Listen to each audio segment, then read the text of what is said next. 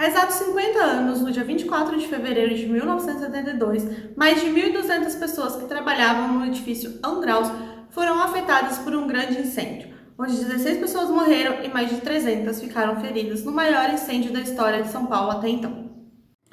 O que aconteceu no edifício Andraus foi, na época, a primeira grande tragédia transmitida ao vivo pela televisão brasileira e as cenas eram horríveis. Várias pessoas se jogando das janelas dos edifícios deixaram o Brasil e o mundo em choque.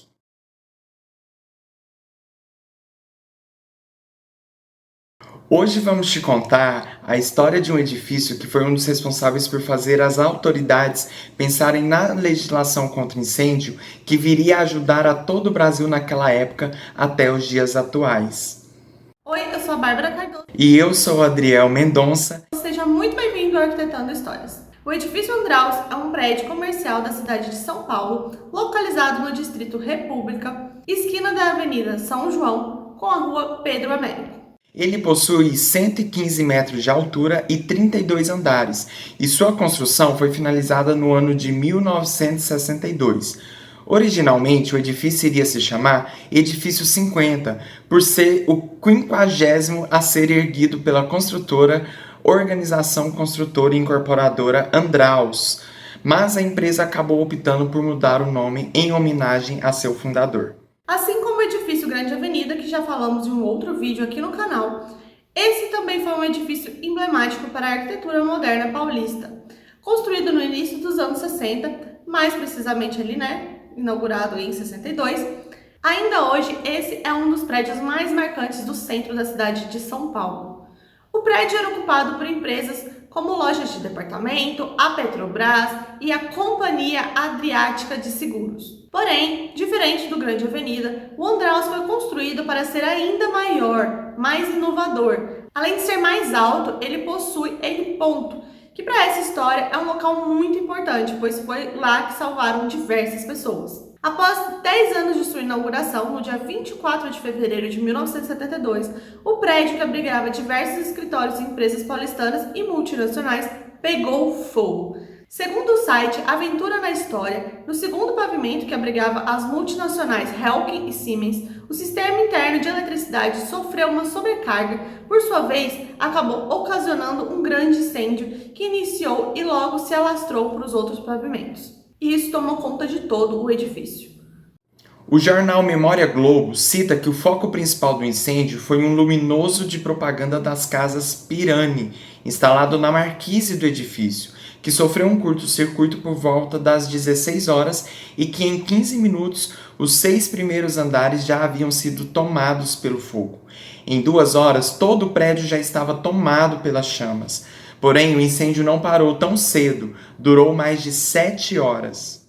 A companhia de luz da cidade já havia enviado cartas aos responsáveis pelo edifício, fazendo advertências sobre o excesso de carga elétrica no local e os perigos decorrentes disso. Com isso, diversos negócios foram diretamente afetados e principalmente diversas vidas foram perdidas. Segundo relatos, o vento nesse dia era forte, chegava a 30 km por hora. Isso poderia ser um complicador, pois o vento ele acaba alimentando o fogo. Não é à toa que o edifício ficou por mais de 7 horas pegando fogo. Entretanto, nesse caso específico, foi uma salvação, pois foi esse vento que ia em direção ao norte, o norte do edifício, que ficava na fachada do prédio e a lateral, localizada ali na rua Aurora. Assim, o fogo e a fumaça iam ao contrário do sentido das pessoas, que estavam indo para as escadas. Para se proteger da fumaça, os bombeiros usaram lençóis úmidos, já que não havia máscaras suficientes. Como as escadas mais giros não alcançavam os andares mais altos, por isso as pessoas corriam para o ponto mais alto do edifício, que era a cobertura. As pessoas ficavam desesperadas e tentavam se salvar de algum jeito, ao ponto de as escadas de emergências ficarem obstruídas, pois a maioria das pessoas tentavam subir para se afastar do fogo. De lá, eles podiam ver os bombeiros tentando controlar o fogo. As informações contadas pelo comandante Saião em seu artigo para o site Piloto Policial Nesse artigo, ele conta que estava sobrevoando o local, por acaso, em uma inspeção para liberação de um helicóptero para voos cotidianos, quando viu o incêndio acontecendo. Ele pousou, deixou um colega da aeronáutica que estava com ele, levantou o voo novamente com o mecânico de aeronaves Brise. Ambos sobrevoaram o local novamente, tentaram pousar, observaram que ali havia muitas antenas de rádios, fios e outras coisas que impediam esse pouso. O comandante que pilotava, ele abaixou o helicóptero e o companheiro Brise gritou para cerca de 50 pessoas que estavam ali na cobertura para que elas retirassem tudo que estivesse obstruindo o pouso. Logo, o comandante e o copiloto Brise fizeram a curva e voltaram ao heliponto que já poderia receber o pouso. Chegando perto do solo, Brise começou a gritar para que o comandante não pousasse, pois as pessoas estavam chegando muito perto do rotor de cauda, ou seja, elas poderiam se ferir gravemente ou até mesmo perder a vida. Nesse meio tempo, haviam outros problemas, Nesse segundo voo, o helicóptero ele precisava ser abastecido. Então a dupla saiu, abasteceu o helicóptero e encontrou outros profissionais que se disponibilizaram para ajudar. Eram 3 policiais militares, sendo um deles a paisana, ele estava no seu dia de folga, um tenente e 2 sargentos dos bombeiros. Toda essa movimentação foi muito importante, pois com essa ajuda eles conseguiram organizar melhor esse resgate. Em questão de segundos, eles conseguiram organizar tudo. Os bombeiros levaram cordas e com elas eles conseguiram isolar o local que representava o perigo, esse rotor de cauda. O comandante Saião conta que inicialmente eram cerca de 50 pessoas para serem resgatadas no alto do edifício. Entretanto, quando eles chegaram ao topo, viram que havia um portão de ferro com um cadeado que impedia que outras pessoas saíssem do último pavimento para a cobertura. Logo, arrombaram esse portão e mais de 300 pessoas saíram por ali e foram resgatadas por outros mais de 10 helicópteros pilotados por voluntários que eram chamados e iam até lá para ajudar. Além disso, outros helipontos dos edifícios vizinhos foram utilizados para deixar as vítimas em segurança. Porém, apesar desse heróico resgate, o acidente acabou por vitimar fatalmente 16 pessoas. Entre elas, 2 executivos da Helk, um era o presidente, o outro era um funcionário, e eles faleceram na sede da empresa. Infelizmente, foram 16 pessoas que morreram, 7 delas foram carbonizadas ou se atiraram pela janela, morrendo ali no local mesmo, e 9 faleceram no hospital em decorrência da inalação de fumaça. E outras 320 pessoas ficaram feridas. Em aproximadamente 150 voos, os 12 pilotos salvaram cerca de 500 pessoas e outras 700 conseguiram sair por conta própria. Toda a região em torno do Andraus ficou sem energia elétrica durante o incêndio, inclusive a sede da Globo, localizada na Praça Marechal Deodoro, no centro. A solução encontrada foi transformar a casa do então editor regional Paulo Mário Mansur, no bairro da Consolação, em uma redação improvisada. É interessante a gente lembrar que nessa época as pessoas só ficavam sabendo dos acontecimentos pela televisão, pela rádio ou pelo boca a boca. Não havia tanta tecnologia como a gente tem hoje em dia, que a gente olha tudo no celular, na internet, em tempo real, Então, eles precisavam que outras pessoas levassem essas informações. E as emissoras faziam isso. E a maioria das imagens que a gente tem hoje em dia desse acontecimento eram das emissoras.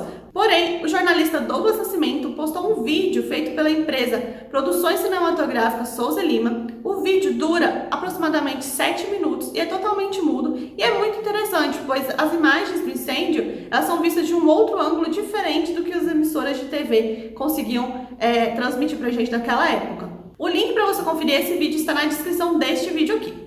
Bom, mas qual o desfecho disso tudo? O que aconteceu? Como o edifício está hoje em dia? Alguém foi responsabilizado? Alguém foi condenado? O que aconteceu? Já já te contamos tudo isso. Mas antes, deixa o seu like aqui nesse vídeo, assim você sinaliza para nós que esse tipo de conteúdo é legal e mostra para o YouTube que o conteúdo ele é relevante. Uma grande reforma aconteceu no edifício após o incêndio, recuperando aquele relevante centro comercial urbano que tinha ali. O edifício ganhou parapeitos entre um andar e outro, portas corta-fogo, iluminação de emergência, escadas externas e brigada de incêndio treinada.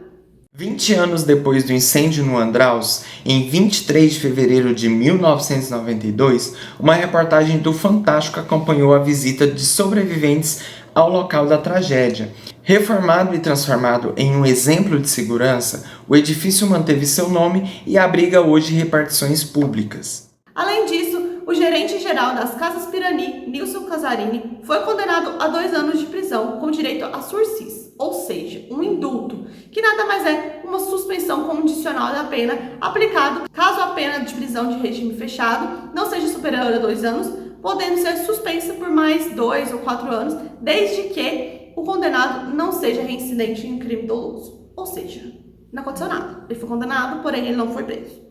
Como sempre falamos de alguns pontos mais técnicos da construção, é válido lembrar que 3 anos antes, no incêndio do edifício Grande Avenida, algumas legislações começaram a ser repensadas.